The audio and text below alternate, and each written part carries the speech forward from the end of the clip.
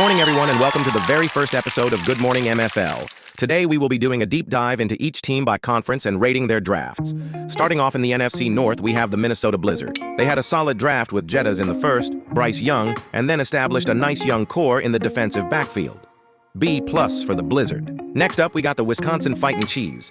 They got a top 5 quarterback in Joe Burrow, A.J. Brown, and Antoine Winfield Jr. Another strong draft and another A- for the Cheese. Moving on to Chicago, we got the Grizzlies. These guys drafted just about every young defensive star in the league and then still managed to get the best quarterback to ever play in the MFL, Trevor Lawrence. I have no choice but to give this draft an A+. Finally, we've got the Ann Arbor Anchors. With one of the most dominant edge rushers in the game, other young stars, and EA making Caleb Williams an X-Factor stud for whatever reason, I am going to hand out another A here.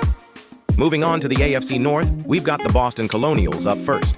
They've got not one, but two 99 overall defensive tackles and more studs in the secondary. The offense is going to need some development, though, with Tyler Huntley being their highest overall QB. B rating for Boston.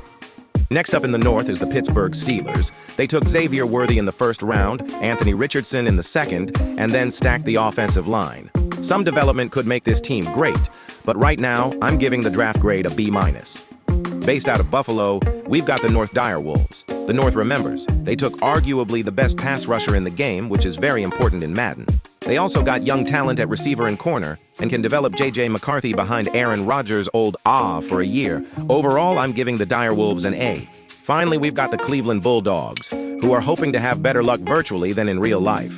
They went running back in round 1, and their next best player is a tight end. They did snag a promising young QB in Bo Nix, though, so I'm going to give them a B-. Let's move on over to the NFC East, starting with the Philadelphia Liberty. They got a great pick in Jamar Chase in the first, but the old age of most of their next best players is a concern to me. They do have Penix to come in after Stafford, though. C+ for Philly. Next, we have the Dallas Desperados. They took Josh Allen with the number 1 overall pick, and also got CMC and Scary Terry, who are both aging. This team is great right now, but I'm not sure how long they will be. B- for Dallas. In the Big Apple, we got the Bronx Bombers. They got a lot of really good young players behind Derrick Henry, and kept Jackson Dart on his home squad as the Week 1 starter. With the right development, this team could be great. A-. Last but not least, we've got the Toronto Northern Men, and man, I'll tell you, their GM did a heck of a job here. Young, exciting players all over the field, and they somehow ended up with Malik Neighbors, Travis Hunter, and Marvin Harrison Jr. in their receiving core. They topped it off with a fun young quarterback in Shedder Sanders. Clear-cut A+ for Toronto. Now let's head over to the AFC East, starting off with the Miami Renegades. Miami User is a long-time player in the MFL and has a history of drafting really well. Today was no exception. He stacked the trenches on both sides of the ball with young, high overall players, and then drafted exciting development skill players like Jalen Milroe at QB. I'm giving Miami an A, and I don't care if you disagree. Next up is the Brooklyn Metros. They took a running back early, which I'm not a huge fan of. They did get some talent in other positions across the board, though, and then drafted Will Levis as QB1. I'll let you form your own opinion on that. It's a C for Brooklyn for me. Next up is the Louisville Lancers, and this team was auto-drafted by the CPU because this kid's been MIA for like 3 damn days now. I swear on everything this kid's about to get the boot. The auto-draft actually did better than some of these users, though, and got him Sauce Gardner and some solid defensive line. Dak Prescott at quarterback just sounds like a problem, though, so I'm giving Louisville a C+. To wrap up the East, we've got the DMV Bobcats, and wow, did they have a good draft. They got Mahomes at 4th overall, and you can just take a moment to admire the rest of the roster here. Pretty good, right? A plus for the Bobcats. We're halfway through the teams. If you made it this far, comment MFL rules and I'll add your name to the pool for the next merch giveaway. Stick around because I'm going to pick the team who I think won the draft at the end. Next up is the NFC South, starting out with the A-Town Falcons. They got Bijan Early, some aging defenders, and a 30-year-old Jared Goff under center. I don't know what else to say other than I'm not a huge fan of this draft. C-. Next up is the Key West Marlins. They got a lot of high overall players in good positions, but they better win this season or next, because these guys are getting old. The team is great right now, and with the right drafting, they could continue to be great. B for Key West. In Tampa Bay, we got the Islanders. They got a lot of high overall veterans who will be retiring soon, but they also took a young Jaden Daniels to continue to build around when they do. I like this draft. A-. Finally, we've got the Carolina tidal wave. Lamar dropped to the 3rd overall pick, and they snagged him. Not only that, but they got him Nico Collins and the rookie Tet to throw to. And then they put young stars all over their defense. This is a great draft. If you can't see that, I don't know what to tell you. A plus. Let's head on over to the AFC, where we've got the Music City Mighty Geese, based out of Nashville. They drafted good young players in all the right positions that you need in Madden, and then got a fun developmental quarterback with Joe Milton.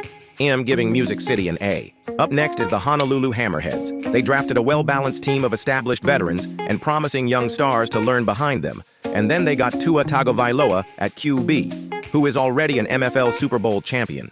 Good draft here, a minus. Next up, we've got MFL legend, San Antonio Wizards. We really let them get Saquon, good young corners and receivers, and then CJ Stroud and quarterback. I'm handing out another A- for the Wizards here. Last up in the South is the Phoenix Phantoms. They got a strong top 4 here, but they all are nearing the end of their careers.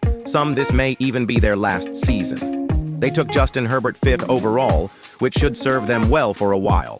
Some good drafting could keep this team great, but right now, I'm gonna go with a B-. Now let's head on over to the West. We got the Winter Park Yetis leading off the NFC, based just about an hour outside of Denver, Colorado. Everything about this draft just screams, really average. Take a look and tell me you don't agree. And then it's Brock Purdy at QB, who is a 3x MFL MVP. For that reason, I'll give the Yetis draft a B-. Next in the West is the Rocky Mountain Rough Riders, based out of Boise, Idaho. They paired up TJ Watt and Roquan Smith. I don't even care how old they're getting because that's going to be nasty. They got a good core on offense with Jalen Hurts and Brandon Ayuk. I like this draft. I'll go A-. Next is the Los Angeles Mambas. R.I.P. Kobe. This draft was okay. They got Cam Hayward, who's a 99 but about to retire, and then some other decent players scattered around. They did get Cam Ward at quarterback, which could be fun. I'll give the Mambas a C+. Last up in the NFC is the Seattle Supersonics, and I'm going to tell you what, they had a really nice draft. I think the average age of their top 10 or so players is about 24, and they're all good. And then they somehow got Drake May on top of that. No doubter A+ for Seattle. We made it to our final division.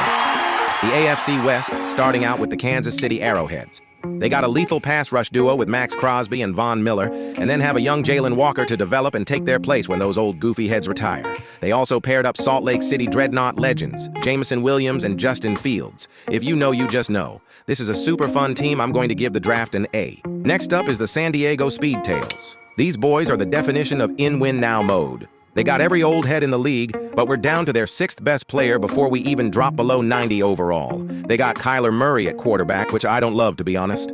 Overall, I'm going to go with a C+ for the Speedtails. Over there in Vegas, we got the Vipers. And you know what? I like their draft. They got good younger players in the trenches and CeeDee Lamb out wide. And I'll tell you what, Jordan Love isn't bad to have under center either. A- for the Vipers. Last but not least, we got the Bulls in Oklahoma City. They got Amon-Ra with the final pick in the first round, and I love that pick. They got a lot of other young talent, too, and built a nice core here. The Sam Darnold pick did throw me off a little, though, so I'm going to give the Bulls a B+. I guess all that's left for me to do now is tell you who won the draft in my professional opinion. Can I get a drum roll, please? The Carolina Tidal Wave won the draft, and I don't want to hear otherwise. That's all for today, folks. Thanks for tuning in, and we'll see you next time on Good Morning MFL.